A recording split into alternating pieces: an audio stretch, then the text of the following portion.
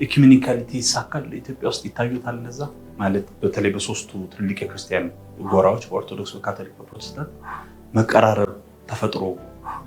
አብሮ ቁጭ ብሎ አንድ እግዚአብሔርን ማምለክ ይቻላል ወይስ ይቻላል የተለያየ ማለክት ነው እኔ ይቻላል ነው ብለው እኔ ጥሩ ኦርቶዶክሳውያንም እንዳሉ አሳምናለሁ ካቶሊካውያንም አሉ በእኛም አካባቢ ያሉ ይመስለኛል ስለዚህ ይሄንን ድንበር እንሰብረዋለን ብዬ አስባለሁ እና እኔ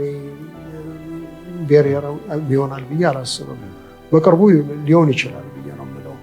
ማለት ብዙ ወንጌል ነገር የገባቸው ከሁሉም ቦታ ነው ስለዚህ ዲኖሚኔሽኑ ሊለያየን አይገባም ሁላችንም የክርስቶስ ነን ሁላችንም የገባን ነገር አለ እና እኔ ይሳካል ብዬ አስባለሁ ማለት ሰው ማቹሪቲው እንግዲህ ብስለቱ እየጠነከረ ከሄደ ይሄን ነገር ምንም ካቶሊካውያን ኦርቶዶክሳውያን እንደውም አሁን ትላንትና ህብረት አምባ ቤተክርስቲያን አሳስተምር ነበር እና እዛ ላይ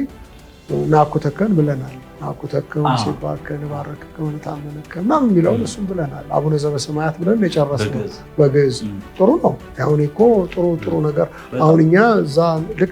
ልክ ደግሞ እዛም አካባቢ ኦርቶዶክሳውያኑም አካባቢ ደግሞ እኛ ጋር ያለውን እውነታ ደግሞ የሚናገሩ ነገሮች ቢኖሩ ተሰብስበን ገባ አቡነ ናምን ባዶ አምላክ ጸሎት ሃይማኖትም ልንል እንችላለን በግዕዝ ቃለ እግዚአብሔር እንግዲህ መጽሐፉ አንድ ነው እንደምታውቀው ስነ ትርጓሜውም ሰዎች ካላዛቡት በስተቀር በትራዲሽን ምናምን ብለው ካላደፈረሱት በስተቀር ግልጽ ነው ኤችጂኤል በቂ ነው ብለን ምናምን ከሆነ በቂ ነው ስለዚህ ያን ደግሞ ስንል በአንዳንድ ነገሮች ላይ ግን ኢንፈሲስ አይኖር ማለት አይደለም